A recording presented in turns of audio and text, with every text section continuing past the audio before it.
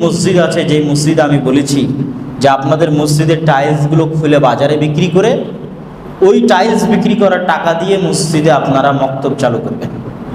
আপনার মসজিদের এসিগুলো খুলে বাজারে বিক্রি করে দিয়ে ওই টাকা দিয়ে মসজিদে মক্তব চালু করবেন। এটা হচ্ছে প্রকৃত উন্নতি। এই জিনিসটা গোটা মুসলমানেরা বুঝলো না, না দেশের সরকার বুঝলো, না মুসলমানদের যারা বড় দেশ আছে তারা বুঝলো, না আমরা মসজিদ কমিটির লোকজন বুঝলাম যে আসল উন্নতি হচ্ছে এই জায়গাতে। শিক্ষায় যদি আমরা উন্নত হই তাহলে আমরা উন্নত। এবং আজকের ইউরোপ এবং আমেরিকা পৃথিবী শাসন করছে, আল্লাহর রহমত, দয়া এবং ভালোবাসা তাদের উপর আছে এই জন্য নয়, উম্মতে মুহাম্মাদীর অলসতা, অকার্যকরিতা এবং তাদের চেষ্টা ও পরিশ্রম তথা আমরা আমাদের জায়গায় যা করা দরকার সেই যোগ্যতার প্রমাণ দিতে পারিনি, সেই বাস্তবতার প্রমাণ আমরা পেশ করতে পারিনি। এই জন্য তারা শাসক, আমরা শাসিত। আপনি এখনো যদি ইংল্যান্ডের কোনো শহরে যান, কোনো বাসে উঠেন, কোনো ট্রেনে উঠেন, কোনো পার্কে যান, আমি তাদেরকে বড় হিসেবে পেশ করছি না, কেননা একজন মুমিনের ইমানের মূল্য সকল কিছুর উপরে। ছেলে আমি যদি নিজেকে মেয়ে মনে করি তাহলে মেয়ে, এটা হচ্ছে মানুষের স্বাভাবিক আত্মমর্যাদা, সম্মানের পরিচয়ের জায়গা থেকে অনেক নিচে নেমে যাওয়া। এটা সবচেয়ে বেশি খুশি করে ইবলিসকে। তাহলে কেন আমি বলবো না যে এই সিলেবাস ইবলিস তৈরি করেছে? কেন আমি বলবো না যে এই কারিকুলাম ইবলিস তৈরি করেছে, শয়তান তৈরি করেছে? এবং সারা পৃথিবীতে এটা ইবলিসের সবচেয়ে বড় এজেন্ডা এবং এটা ইবলিস বাস্তবায়ন করতে চায়। ইউরোপ এবং আমেরিকার দেশে বাস্তবায়ন করেছে, মুসলমানদের দেশেও বাস্তবায়ন করতে চায়, সৌদি আরবেও বাস্তবায়ন করতে চায়। এবং পরিবর্তন হচ্ছে, প্রতিদিন পরিবর্তন হচ্ছে সিলেবাস, এবং সব সিলেবাসকে এই দিকে আনা হচ্ছে। সমগ্র পৃথিবীর সিলেবাসকে জোরপূর্বক এই দিকে নিয়ে আসা হচ্ছে। তাহলে এইরকম একটা ভয়াবহ পরিস্থিতিতে আমরা যদি আমাদের দেশের পরবর্তী প্রজন্মকে বাঁচাতে চাই, আমাদের দেশের শিক্ষা ব্যবস্থাকে বাঁচাতে চাই, জাতিকে বাঁচাতে চাই, দ্বীনকে বাঁচাতে চাই, তাহলে শুধু মাদ্রাসা প্রতিষ্ঠার মাধ্যমে সেই কাজ বাস্তবায়ন সম্ভব নয়। বরং প্রত্যেকটা মসজিদকে দ্বীন শিক্ষার দুর্গ হিসেবে গড়ে তুলতে হবে। একটা মসজিদের উন্নয়ন কখনোই এটা নয় যে এই মসজিদে টাইলস লাগানো হয়েছে, এই মসজিদে এসি লাগানো হয়েছে। এটা কখনোই উন্নয়নের মাপকাঠি নয়। এটা হচ্ছে উন্নয়নের নামে এক প্রকার ধোঁকা। আর এই জিনিসটা আমাদের এবং আপনাদের চাইতে ইউরোপিয়ানরা খুব ভালো বুঝে। আপনি আজকে আপনার এই মসজিদের, এটা ভুইয়াবাড়ি মসজিদ নাকি মসজিদ, ভুইয়াপাড়া জামে মসজিদ, এই মসজিদের কমিটি যদি আপনি আজকে 5 জন ইউরোপিয়ান বা 5 জন আমেরিকানকে দেন, তাহলে এই মসজিদের ফান্ডে যদি 10 টাকাও থাকে, তাহলে ওরা 5 টাকা আগে শিক্ষার জন্য ব্যয় করবে, তারপরের 5 টাকা তারা কনস্ট্রাকশনে ব্যয় করবে। আর আমাদের মুসলমানদের টেন্ডেন্সি কি, পুরো মুসলমান জাতির যে যারা মধ্যপ্রাচ্যের ধনী দেশ আছে তাদের কাছে টাকা হয়েছে, তো তারা শিক্ষায় বড় ব্যয় না করে ব্যয় করছে কিসে, পর্যটন আর বিনোদনে।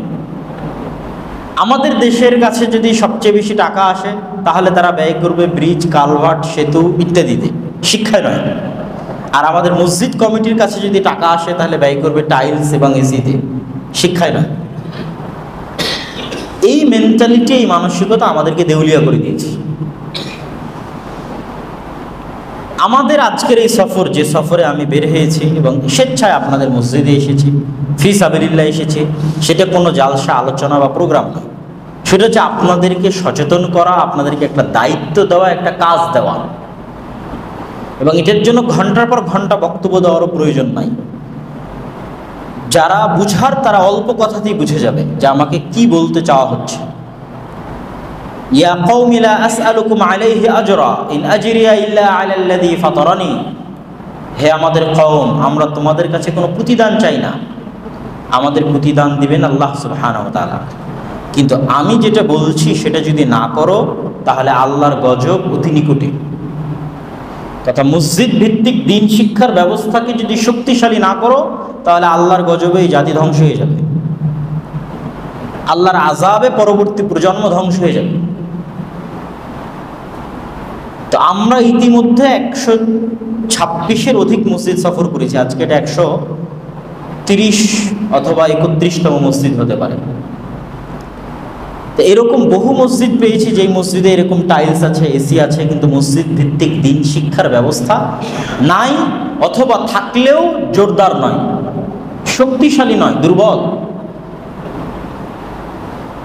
এবং যখনই মানুষ আমাদের কাছে এই অভিযোগ করে যে অর্থনৈতিক সমস্যা, তখন এরকম মসজিদ আছে যেই মসজিদে আমি বলেছি যে আপনাদের মসজিদের টাইলসগুলো খুলে বাজারে বিক্রি করে ওই টাইলস বিক্রি করার টাকা দিয়ে মসজিদে আপনারা মক্তব চালু করবেন, আপনার মসজিদের এসিগুলো খুলে বাজারে বিক্রি করে দিয়ে ওই টাকা দিয়ে মসজিদে মক্তব চালু করবেন।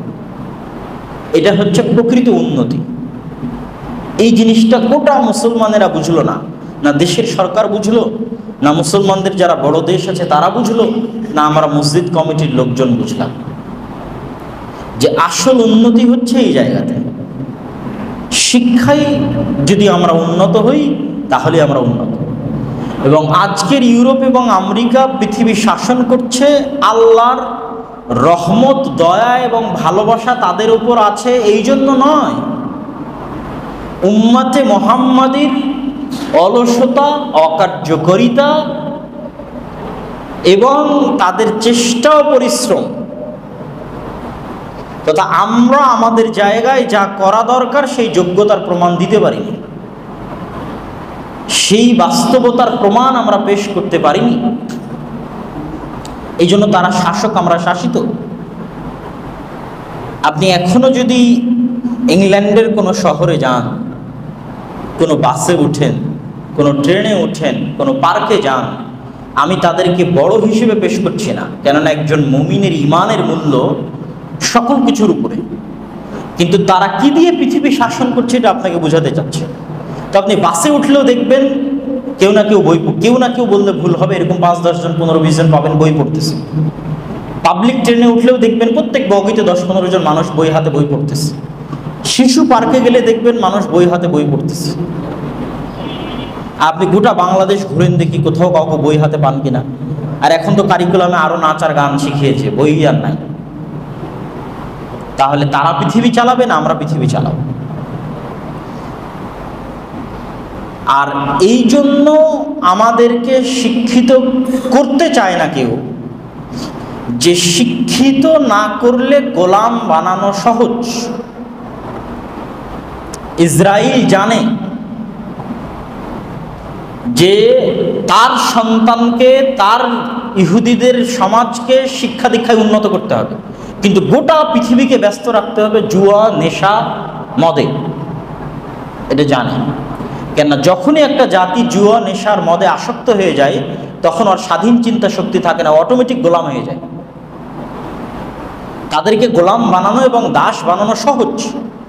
এই জন্য তারা তাদের ইনভেস্টমেন্ট করে অল ওভার দ্য ওয়ার্ল্ড এই মাদকতা, জুয়া, নেশাগ্রস্ত এগুলো ছড়িয়ে দেওয়ার জন্য। কিন্তু ইসরায়েলকে কোনোদিন দেখবেন না যে ফুটবল বিশ্বকাপ আয়োজন করেছে। ওরা পৃথিবীর মানুষকে শিখায় যেটা করে তার বিপরীত। সমগ্র পৃথিবীতে সবচেয়ে বড় সুদি কারবারি করে হচ্ছে তারা, সমগ্র পৃথিবীতে সকল টাকার মালিক তারা।